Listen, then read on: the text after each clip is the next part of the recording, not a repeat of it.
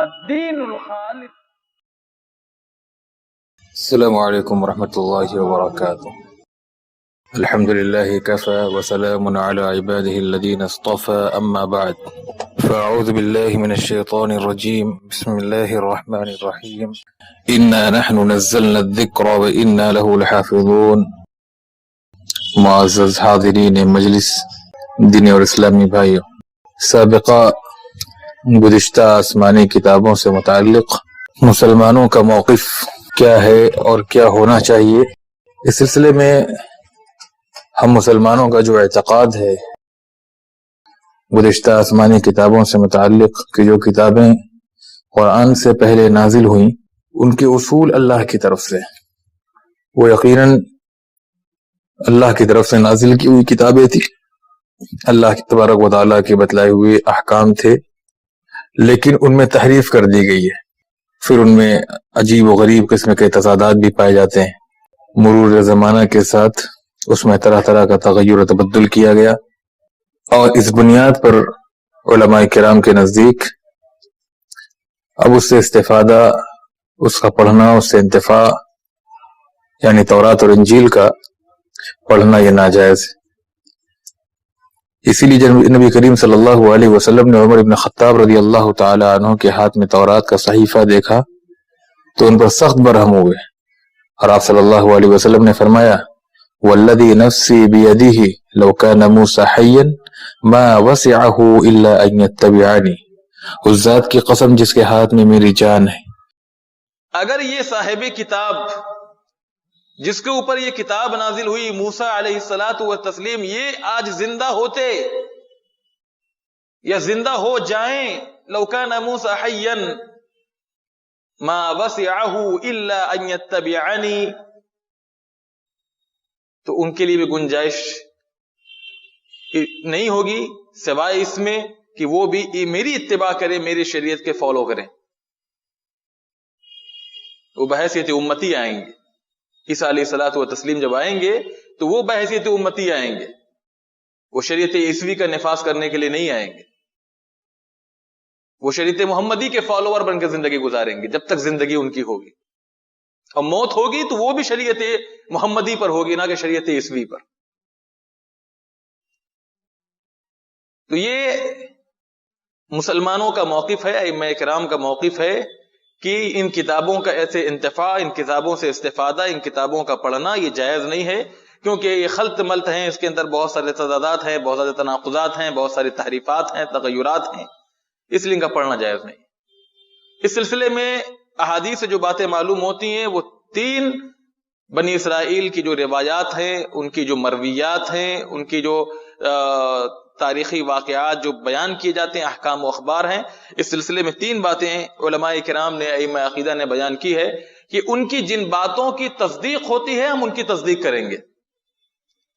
ان کی کتابوں کے اندر جن باتوں کی، جن احکامات کی، جن واقعات کی ہماری کتاب قرآن اور حدیث سے تصدیق ہوتی ہے، جن کو ہماری کتاب صحیح بتلا رہی ہے ان کے احکامات کو، تو ہم اس کی تصدیق کریں گے. میں نے بیان کیا تھا گزشتہ دروس میں کہ یہودیوں کیا بھی زنا کا اور بدکاری منہ کالا کرتا ہے، اگر کوئی شخص مرد ہو یا عورت ہو تو اس کی سزا رجم ہے.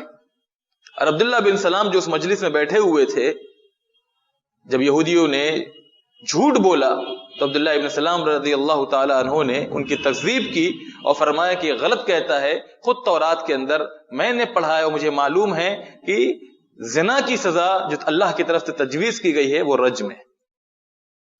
تو جن باتوں کی تصدیق ہوتی ہے ان کی ہم تصدیق کریں گے اور ان کو بطور حجت ان کے سامنے پیش کریں گے.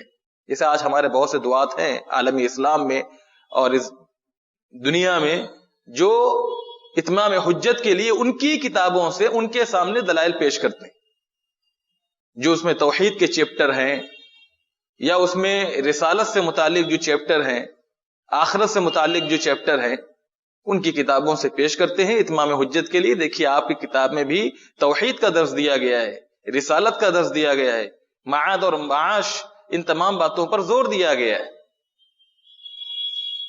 جن کی تکذیب ہوتی ہے ان کی تکذیب کی جائے گی. جن باتوں کو ہماری شریعت قرآن و حدیث جھٹلاتے ہیں ہم ان کی تکذیب کریں گے. اور جن کی نہ تصدیق ہوتی ہے نہ تکذیب ہوتی ہے، جن کو نہ کتاب اللہ اور سنت رسول نہ سچ کہتے ہیں نہ جھوٹ کہتے ہیں، یعنی ان کی تکذیب بھی نہیں کرتے، ان کی تصدیق بھی نہیں کرتے، تو ہم بھی خاموش رہیں گے، نہ ان کی تصدیق کریں گے نہ ان کی تکذیب کریں گے. بہت سے احکامات ہیں، بہت سے مرویات ہیں، بہت سے واقعات ہیں جو تفسیر کی کتابوں میں ہمارے ائمہ کرام نے نقل کیا. انہیں بنی اسرائیل کی مرویات کہا جاتا ہے، لیکن ان کی تصدیق اور تکذیب نہیں کریں گے، کیونکہ نہ ہماری کتابیں نہ ان کی تصدیق کرتی ہیں نہ تکذیب کرتی ہیں. 3 موقف ہیں. جن کی تصدیق ہوتی ہے ان کی تصدیق کریں گے، جو سچ کہتے ہیں، جن کی سچائی ثابت ہے اس کو سچ مانیں گے، جن کا جھوٹ ثابت ہے ان کو جھوٹ کہیں گے اور جھوٹ تسلیم کریں گے، بھائی وہ جھوٹ ہے، وہ غلط ہے. اور جن کے تعلق سے شریعت خاموش ہے ہم خاموش رہیں گے، نہ تصدیق نہ تکذیب. جہاں تک قرآن کی بات ہے تو قرآن، اس پر ایمان لانا واجب ہے، کیونکہ اللہ کا کلام ہے، من جانب اللہ ہے، اور آخری یہ کتاب ہے جو محمد عربی صلی اللہ علیہ وسلم پر نازل ہوئی. اس پر ایمان لانا واجب ہے کیونکہ اللہ کا کلام ہے.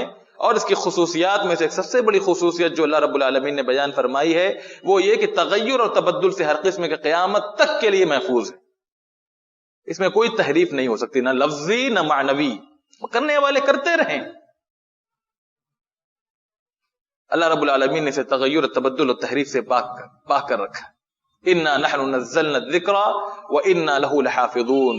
اور جو کرنے کے مرتکب ہوتے ہیں، اس جرم کے مرتکب ہوتے ہیں، ان کا پردہ بھی فاش کیا. اللہ تبارک و تعالی ہر دور میں ایسے علماء کو کھڑا کرتا ہے، ایسے علماء کو سامنے لاتا ہے جو باطل کی جو تحریفات ہیں، باطل کی جو تغیرات ہیں، جو کتابوں میں، مذہبی کتابوں میں وہ کرتے ہیں، قرآن و حدیث کے اندر ان کا پردہ فاش کرتا ہے، ان حقائق کو سامنے لاتا ہے کہ اس طرح کی گمراہیاں اور اس طرح کے خرافات یہ لوگ کر رہے ہیں.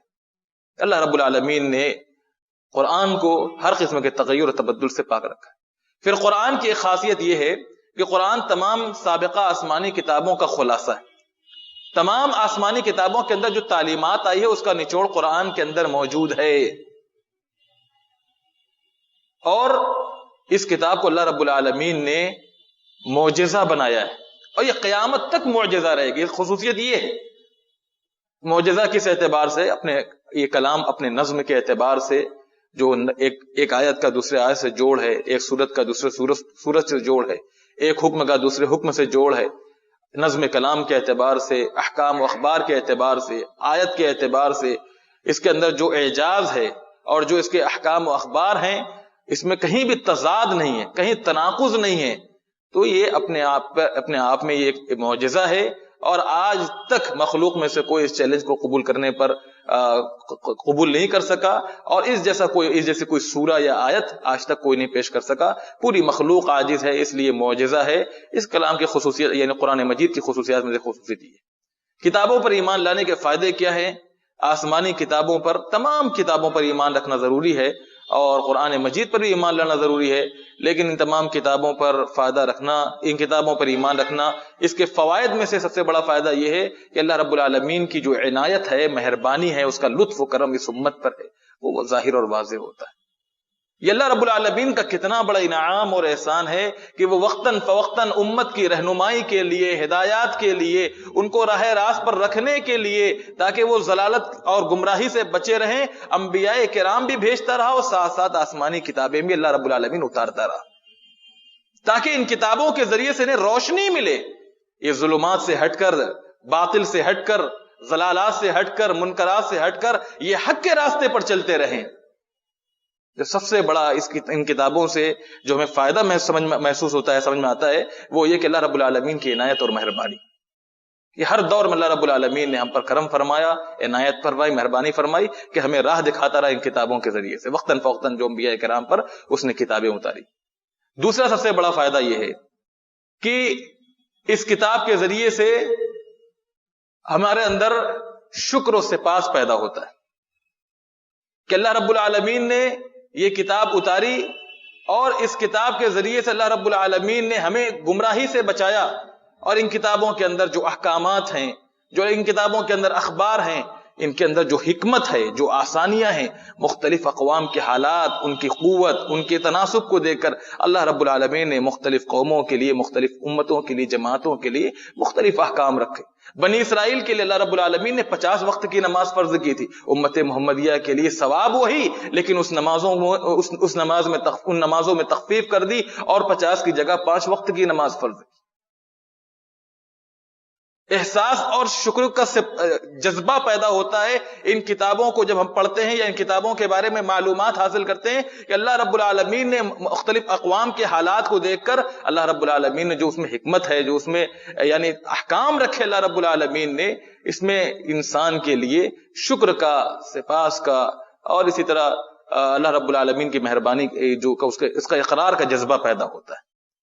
قرآن مجید میں اللہ رب العالمین نے فرمایا لِكُلٍّ جَعَلْنَا مِنْكُمْ شِرْعَةً وَمِنْهَاجًا، ہر امت کے لیے تمہیں سے ہم نے، ہر ایک کے لیے، ہر امت کے لیے ہم نے الگ شریعت بنائی، الگ طریقہ بنایا۔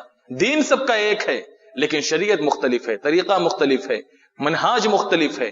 یہ اللہ رب العالمین کا احسان ہے، اور اس کے ذریعے سے ہمارے اندر شکر پیدا ہوتا ہے کہ اللہ رب العالمین نے ہماری کمزوری کو دیکھا، ہمارے اوپر 50 وقت کی نماز فرض نہیں کی، 5 ہی وقت کی نماز فرض کی، جبکہ بنی اسرائیل تو تقویت میں ہم سے کہیں بڑے ہوئے تھے، اللہ رب العالمین نے ان کے لیے 50 وقت کی نماز فرض کی۔ جو آسانیاں ان کے لیے نہیں تھی، اللہ رب العالمین نے وہ آسانیاں ہمارے اوپر رکھی، تو ان کے ذریعے سے ہمارے اندر شکر کا جذبہ پیدا ہوتا ہے۔ اللہ رب العالمین کے انعامات اور احسانات کا اقراری ہوتا ہے، بندہ اس کا اقرار کرتا ہے۔